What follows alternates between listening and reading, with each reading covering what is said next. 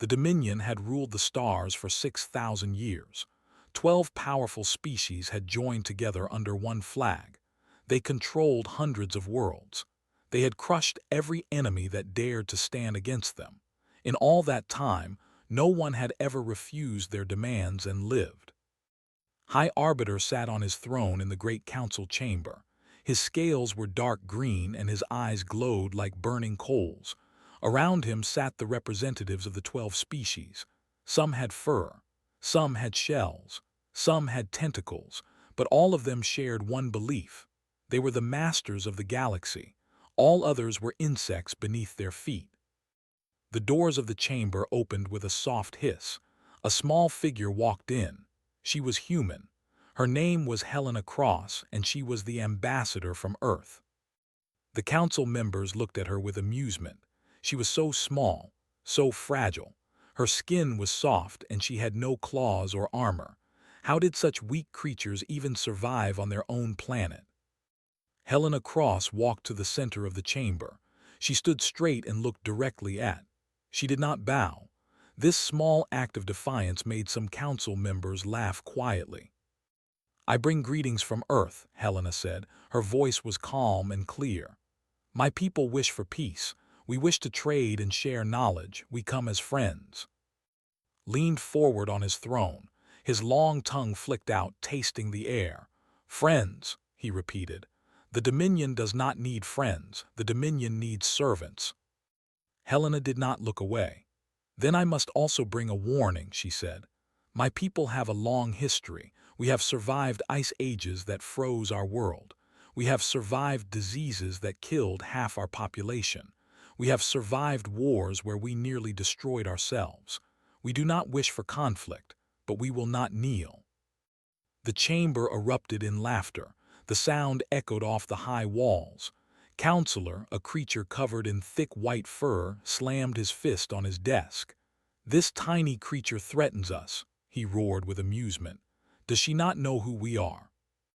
Another council member, a being with 8 eyes and a shell like black metal, clicked his mandibles together. "We have destroyed 100 species who spoke such words. Their worlds are now ash and dust." Raised one clawed hand and the chamber fell silent. He studied the human woman with cold curiosity. She was either very brave or very stupid, perhaps both. "Let me explain your situation," said slowly. "We have detected your ships. We know where your planet is. You have 2 choices. Join the Dominion as a servant race. Work for us. Give us your resources, or refuse and be destroyed. There is no third option." Helena Cross took a deep breath.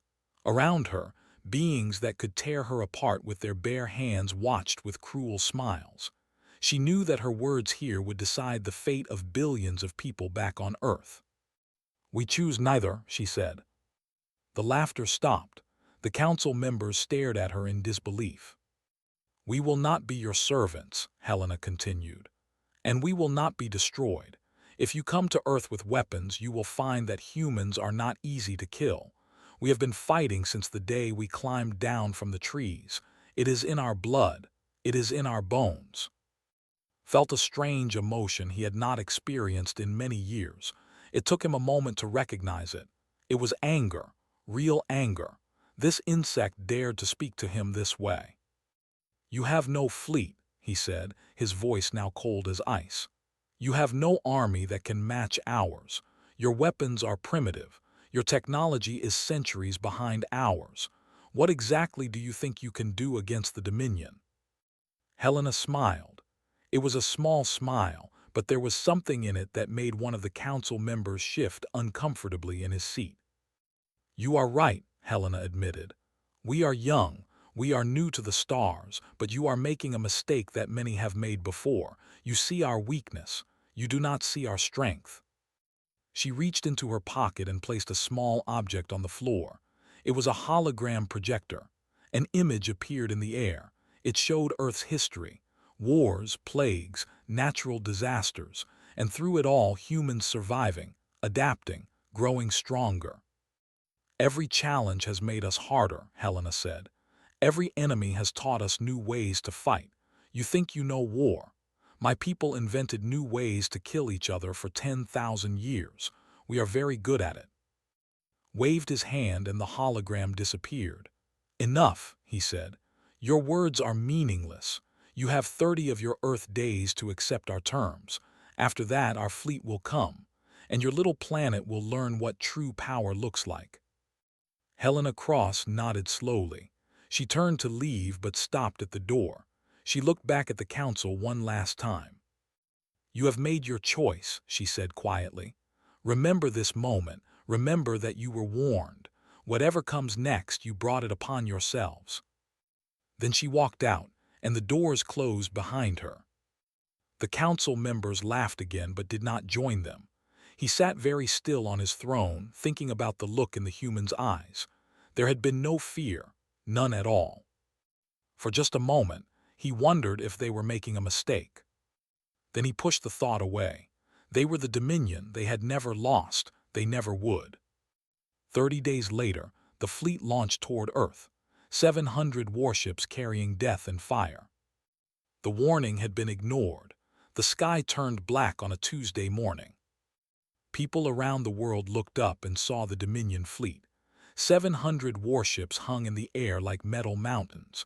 They blocked out the sun over every major city. For a moment, the entire planet held its breath. Then the fire came. Bright beams of plasma rained down from the sky. Earth's orbital defense stations fought back, but they were too few and too weak. One by one, they exploded into clouds of burning metal. The shields that protected the major cities flickered and died within hours. The ground invasion began before sunset. Dominion soldiers poured out of landing craft by the millions. They were tall and strong. Their armor could stop bullets. Their weapons could melt steel. They marched through the streets of London, Tokyo, New York, and Moscow. They expected quick surrender. They expected fear and begging. They found neither. In London, office workers threw furniture from windows onto the soldiers below. In Tokyo, old men with hunting rifles fired from rooftops until their last bullet was gone. In New York, taxi drivers drove their cars into enemy formations. In Moscow, grandmothers made bombs in their kitchens. The Dominion commanders were confused. This was not how conquered species behaved. Where was the panic? Where was the submission? Commander stood in the ruins of Paris, watching his troops advance through the burning streets. A human child, no more than 10 years old, threw a rock at him. The rock bounced off his armor harmlessly. A soldier raised his weapon to kill the child, but stopped him. "No," he said, "let him go. Let him run and tell others what he saw." But the child did not run. He picked up another rock and threw it again. Felt something he had never felt before. It was not fear exactly. It was more like respect. These creatures were weak and small, but they would not stop fighting, even the children. The weeks that followed were brutal. City after city fell. Billions of humans died. The Dominion had better weapons, better ships, and more soldiers. The outcome was never in doubt, but every street had to be taken by force. Every building had to be cleared room by room. Human soldiers fought until they ran out of bullets, then fought with knives, then fought with their bare hands. The Dominion had conquered 100 species. None had ever resisted like this. Ambassador Helena Cross had escaped the initial attack. She traveled from resistance cell to resistance cell, keeping hope alive. But even she knew the truth. Without a miracle, humanity would be destroyed. Then she received a message on a secure channel. It came from Siberia. It contained only 3 words: "Prometheus is ready." Helena closed her eyes and felt tears run down her face. She had hoped it would never come to this, but there was no other choice left. Deep beneath the frozen ground of Siberia, Director stood in an underground chamber the size of a small city. Around her, thousands of scientists and engineers worked at their stations. They had been working here in secret for 30 years. Their project had begun when humanity first found alien technology in a crashed ship. They had studied it, improved it, and built something new. Something terrible. looked up at the Titan. It stood 300 meters tall. Its body was made of metal that could not be broken. Its heart was a tiny black hole, spinning and burning with more power than 1,000 nuclear reactors. Its weapons could crack mountains. Its shields could stop anything the Dominion could throw at it. The Titan was humanity's final answer to a hostile universe. It was a weapon that should never have been built. A god of metal and fire created by desperate people who knew that mercy was a luxury they could not afford. "Director," said one of the engineers, "Moscow has fallen. Dominion forces are moving toward our location. We have maybe 6 hours before they find us." Nodded. Above them, the world was dying. Humanity was being pushed to the edge of extinction. Everything they had ever built, every song they had ever sung, every child that had ever laughed, all of it would be erased if they did not act now.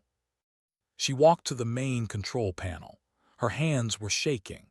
The activation code had been given to her by the previous director, who had died of old age, hoping the Titan would never be needed. Now the responsibility was hers. "Begin the awakening sequence," she said. Lights began to flicker across the Titan's massive body. Deep within its chest, the black hole spun faster. The ground began to shake. Engineers ran to their emergency stations. Warning alarms screamed. The ceiling of the underground chamber began to crack as the Titan moved for the first time. Its eye opened, a single massive eye that blazed with blue fusion fire.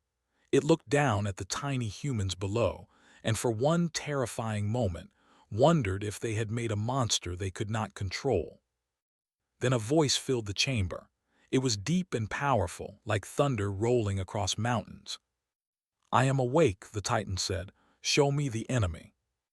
Pointed upward, toward the surface, toward the Dominion forces that were destroying everything humanity had ever loved. "They are above us," she said. "They came to conquer us. They came to make us slaves." The Titan's eye burned brighter. "Then they will learn," it said, "that some species do not kneel." The mountain above them exploded outward as the Titan began to rise. Commander was having a good day. His forces had just finished taking the last human resistance base in the Siberian region. The cold did not bother him. His armor kept him warm. What mattered was that the campaign was almost over. In 3 months, humanity had been broken. Their armies were scattered. Their cities were in ruins. A few small groups still fought in the mountains and forests, but they were no real threat. Soon, the survivors would be put to work in the mines and factories. Earth would become just another Dominion colony. Looked at his tactical display. Everything was green. Everything was under control. Then the ground shook. It was a small tremor at first. Thought it might be an earthquake. Earth had those sometimes. But then the shaking grew stronger and stronger. His soldiers stumbled and fell. Vehicles slid across the frozen ground. "What is happening?" shouted into his communicator. Before anyone could answer, the mountain in the distance exploded. Watched in shock as millions of tons of rock and ice flew into the air. A cloud of dust rose up, blocking out the pale winter sun. The ground cracked open in long, jagged lines. Then he saw it. Something was rising from the broken mountain, something huge.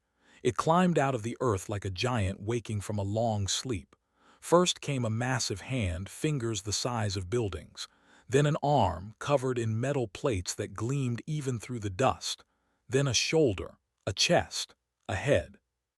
The Titan stood up and looked at the sky. Could not move. He could not think. He had seen many things in his long military career. He had seen planets burn. He had seen entire species wiped out. But he had never seen anything like this. The Titan was 300 meters tall. Its body was covered in armor that looked like no metal had ever seen. Strange symbols were carved into its surface, and realized they were flags. Hundreds of flags from human nations, past and present. On its chest was a larger symbol, a simple image of a blue and green planet, Earth. The Titan's single eye swept across the battlefield. It blazed with blue fire, like a small sun trapped behind glass. When that eye looked at, he felt his blood turn to ice. All units screamed into his communicator. "Open fire, destroy that thing." His soldiers obeyed. Thousands of weapons fired at once. Plasma beams and missiles and bullets filled the air. The barrage was enough to destroy a small city. The Titan did not even notice. The weapons hit its shields and vanished. They made no mark. They caused no damage. It was like throwing pebbles at a mountain. The Titan took its first step. The impact sent a shockwave across the frozen plain, was thrown off his feet. Nearby vehicles flipped over and crashed. Cracks spread through the ground for kilometers in every direction. The sound was like thunder but deeper. It shook the bones and rattled the teeth. Landing craft tried to take off, but the shockwave knocked them out of the air. They crashed and exploded in balls of orange fire. The Titan took another step, and another. Each step was an earthquake. Each step brought it closer to the Dominion forces. Its massive eye looked down at the tiny soldiers scrambling below and thought he saw something in that burning gaze. Anger. Cold, patient anger that had been building for months while humanity suffered and died. "Fall back," ordered. "Everyone fall back." But there was nowhere to go. The Titan moved faster than something that big should be able to move. It caught up with the retreating soldiers in seconds.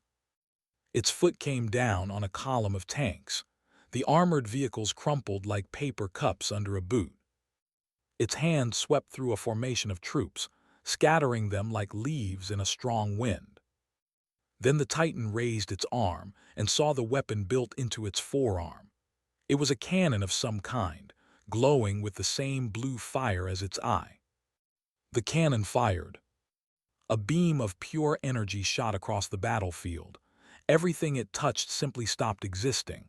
Soldiers, vehicles, buildings, they were there one moment and gone the next, not destroyed, just erased from reality. Ran, he did not think about orders or duty or honor. He just ran. Behind him, his army died in fire and light. He reached his command ship and scrambled inside. "Get us in the air," he screamed at the pilot. "Now." The ship rose just as the Titan's shadow fell over it, looked out the window and saw that massive eye staring at him. For one terrible moment, they looked at each other. Human creation and alien conqueror. Then the ship was flying away, racing toward orbit and was still alive. With shaking hands, he activated his communicator to send a message to the fleet above. "This is Commander," he said. His voice was barely a whisper. "The humans, they built something, a weapon, a machine. I do not know what to call it."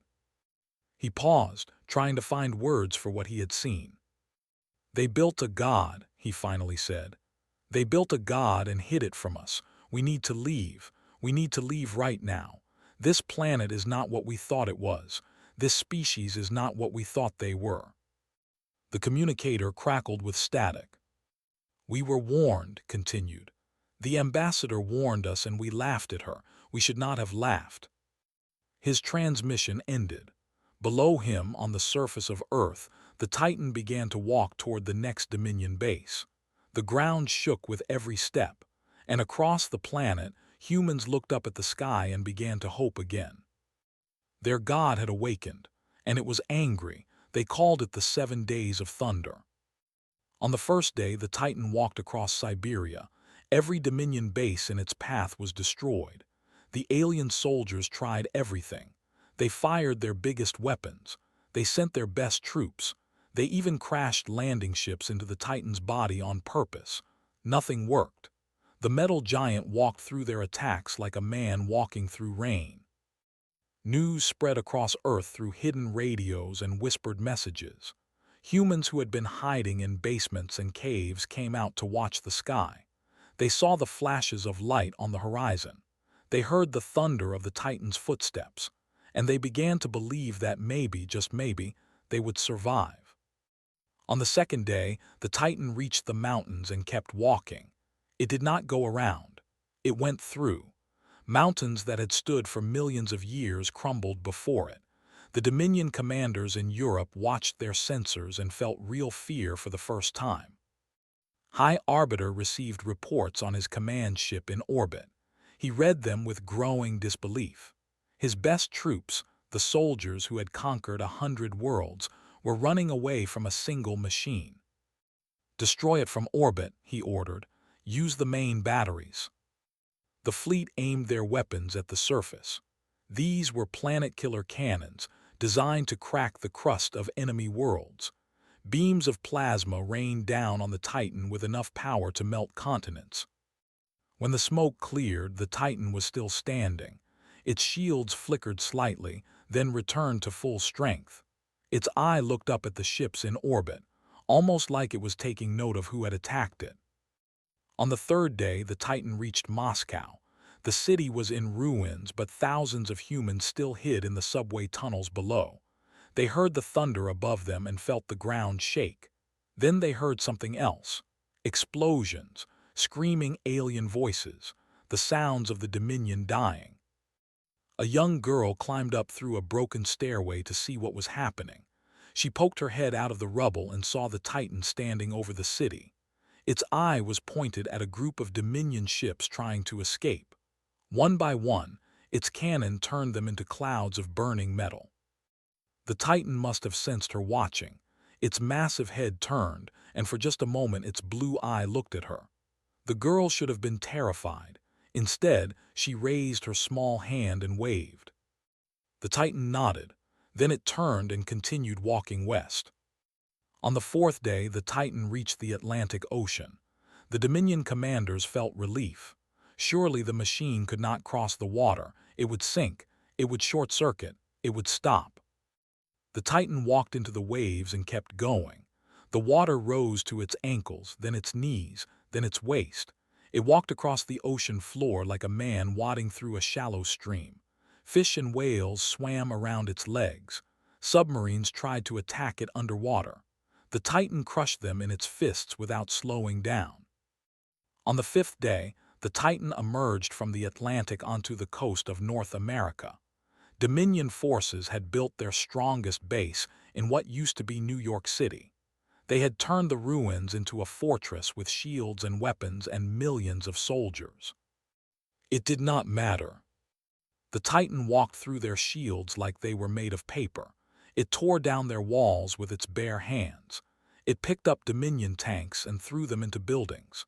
Human survivors watched from the edges of the city as their mechanical guardian cleaned their home of invaders. By sunset, there was not a single living Dominion soldier left in North America. On the sixth day, the Titan stood on a mountain peak and looked up at the stars. High Arbiter watched from his command ship, the Eternal Supremacy. It was the largest and most powerful ship in the Dominion fleet. It had never been damaged in battle. "It cannot reach us up here," said to his officers. "We control the orbit. We will wait. We will bombard the surface until nothing lives. The machine cannot protect the whole planet." Then the Titan bent its legs and jumped. The mountain beneath it shattered from the force. The Titan rose through the atmosphere like a missile, trailing fire and smoke. It burst through the clouds and into the darkness of space. Had 3 seconds to feel surprise before the Titan's hand punched through the hull of his ship. The Eternal Supremacy broke apart like a toy, was thrown into an escape pod as the ship died around him. Through the small window, he watched the Titan tear his flagship into pieces. Other ships tried to run. Some managed to escape into faster-than-light travel. Most did not. The battle in orbit lasted 6 hours. When it was over, the Dominion fleet was gone. Destroyed ships fell toward Earth like shooting stars. The Titan floated in the wreckage, its eyes scanning for any remaining threats. On the 7th day, there was silence. The Titan descended slowly back to Earth. It landed gently in the ruins of Geneva, where the old human governments had once met to discuss peace. Humans came out of hiding by the thousands. They surrounded the metal giant and looked up at it with tears in their eyes. Some prayed, some cheered. Some just stood in silence, unable to believe what had happened. Director pushed through the crowd. She had followed the Titan's path across the planet, watching and waiting. Now she stood at its feet and looked up at the massive eye. "It's over," she said quietly. "You saved us." The Titan looked down at her. When it spoke, its voice was gentle, not the thunder it had used in battle. "No," it said, "it is not over. They will return. Others will come. The universe is large and dark, and there are many who would see humanity destroyed." Felt cold despite the sun on her face. "Then what do we do?" The Titan turned its eye to the sky, to the stars that now seemed less friendly than before. "We prepare," it said. "We grow stronger, and we never forget this lesson." Its eye blazed brighter for a moment. "The lesson is simple. Mercy is for those who have earned safety. Until then, we must be the thing that monsters fear." Then the Titan was silent, standing guard over its creators, watching the stars with infinite patience. 1 year had passed since the 7 days of thunder. Earth was healing. Cities were being rebuilt. Children played in parks that had once been battlefields. Factories hummed with activity as humanity worked to repair what had been broken. The scars remained, deep wounds in the land and in the hearts of those who had survived. But life continued. It always did. Ambassador Helena Cross stood in front of a mirror, adjusting her formal jacket. She looked older than she had a year ago. There was gray in her hair that had not been there before, lines around her eyes that spoke of sleepless nights and heavy burdens. Today she would face the Council of Supremacy again.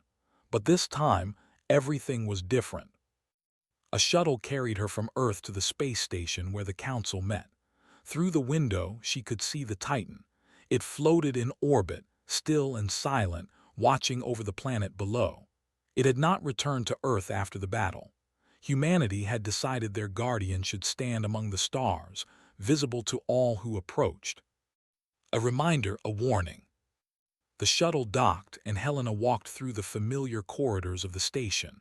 Dominion guards once stood at every door. Now there were none. The halls were quiet and empty.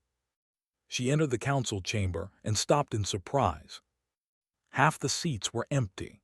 Of the 12 species that had formed the Dominion, only 5 had sent representatives. The others had fled to distant parts of the galaxy or simply vanished, too afraid to show their faces. High Arbiter was not on his throne. Instead, he sat in a simple chair at the side of the room. His scales had lost their shine. His eyes no longer burned with arrogance. He looked like what he was now, a defeated leader of a broken empire. Helena walked to the center of the chamber. She stood in the same spot where she had stood a year ago when they had laughed at her warning. No one was laughing now.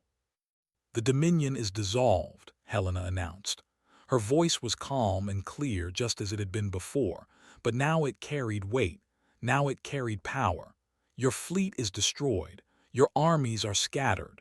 Your subjects are rising up across 100 worlds demanding freedom." She paused and looked at each of the remaining council members in turn. "You came to Earth to conquer us. You came to make us slaves. Instead, you taught us a valuable lesson about the universe. You taught us that strength is the only language that matters among the stars." Shifted in his seat. He wanted to speak, to defend himself, to explain that they had only done what every powerful species did. But the words would not come. What could he say? They had been wrong. Terribly, completely wrong. Helena continued. "We do not want revenge. We do not want to do to you what you tried to do to us. Humanity has had enough of war and death." A small spark of hope appeared in his eyes. "But," Helena said, and the spark died, "we will never again be weak. We will never again trust in the goodness of strangers.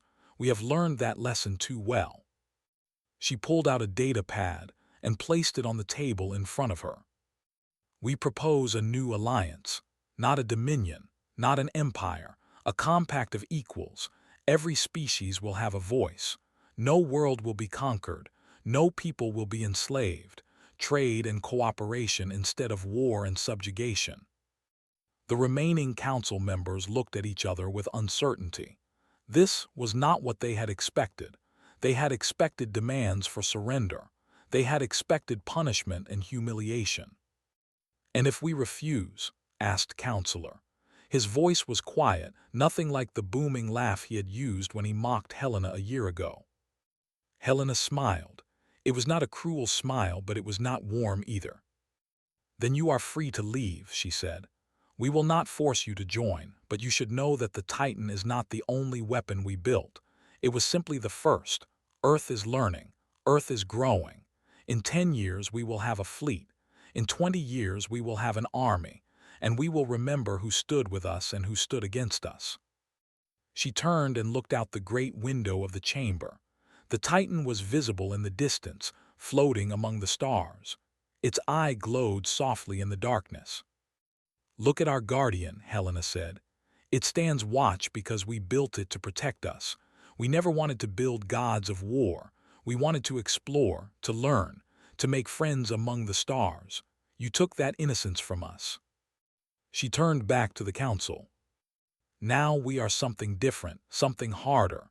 You can be our partners in building a better future, or you can be obstacles to be moved aside. The choice is yours."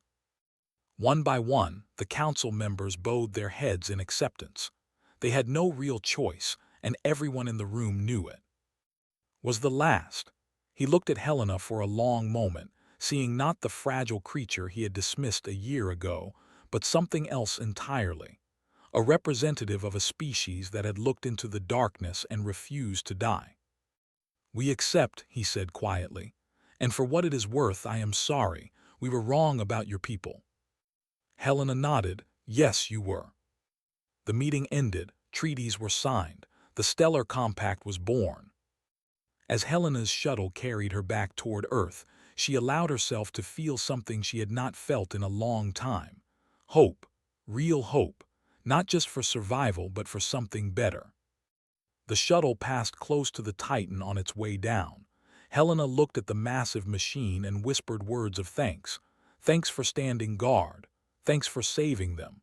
Thanks for giving them a second chance." The Titan's eye brightened for just a moment, and Helena felt like it was responding, like it understood.